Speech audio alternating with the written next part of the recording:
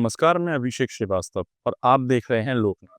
आइए डालते हैं आज की खास खबर पर नजर। ग्वालियर हाईकोर्ट ने विजयपुर विधानसभा का चुनाव शून्य घोषित कर दिया है। जस्टिस अहलूवालिया की बेंच ने पूर्व मंत्री रामनिवास रावत की याचिका पर सुनवाई करते हुए ये फैसला सुनाया। कांग्रेस एमएलए मुकेश मल्होत्रा पर चुनावी हलफनामे में आपराधिक रिकॉर्ड छुपाने का आरोप था, जिसे हाईकोर्ट ने सत्य पाया। नतीजतन मुकेश मल्होत्रा का चुनाव रद्द कर दिया गया और दूसरे स्थान पर रहे बीजेपी प्रत्याशी रामनिवास रावत को विजयपुर का विधायक घोषित किया गया। मैं इस तरह से देखता हूँ कि माननीय उच्चतम न्यायालय द्वारा दिए गए चुनाव सुधारों के निर्देश के अनुसार जो नामांकन फॉर्म के साथ निर्देश दिए गए हैं, तो उनकी पूर्ति करना नामांकन भरने वाले प्रत्याशी का दायित्व है। अपने शपथ पत्र में आपराधिक जानकारी छुपाई, इस कारण उसके विरुद्ध याचिका लगाई थी, वो अपील स्वीकार कर ली। किस तरह की आपराधिक जानकारी छुपाई? दो अपराधों में उसको सजा हुई थी, वो छुपाई थी।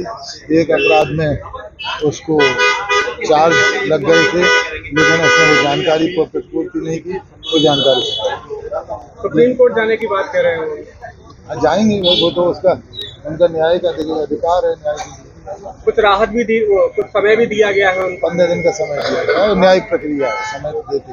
अब आगे का आपका क्या मानना है?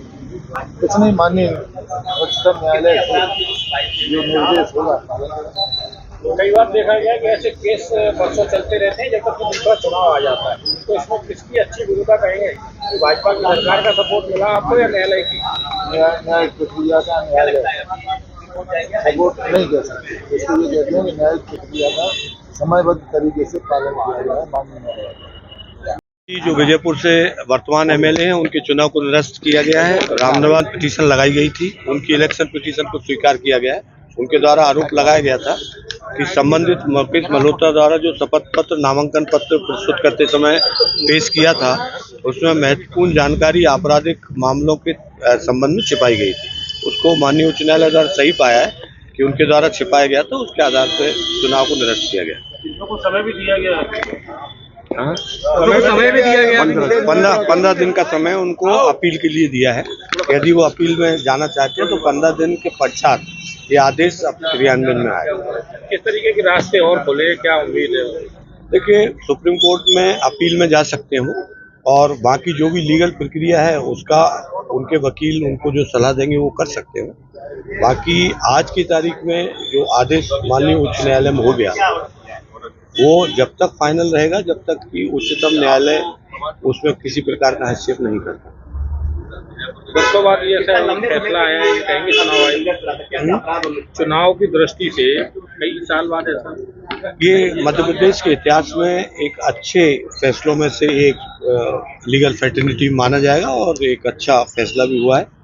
निसंदेह इसको आगे भी एक रूलिंग के रूप में प्रस्तुत किया जाएगा।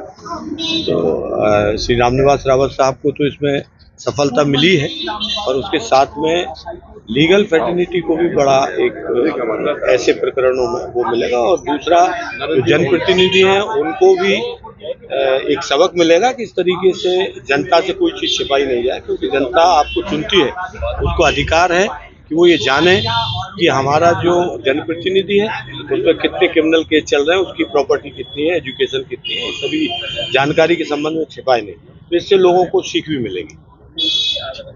ऐसे ही वीडियोस को देखने के लिए आप लोकनाथ के YouTube चैनल को सब्सक्राइब करें। साथ ही लोकनाथ के अन्य सोशल मीडिया हैंडल्स जैसे कि फेसबुक और इंस्टाग्राम को भी आप फॉलो कर सकते हैं।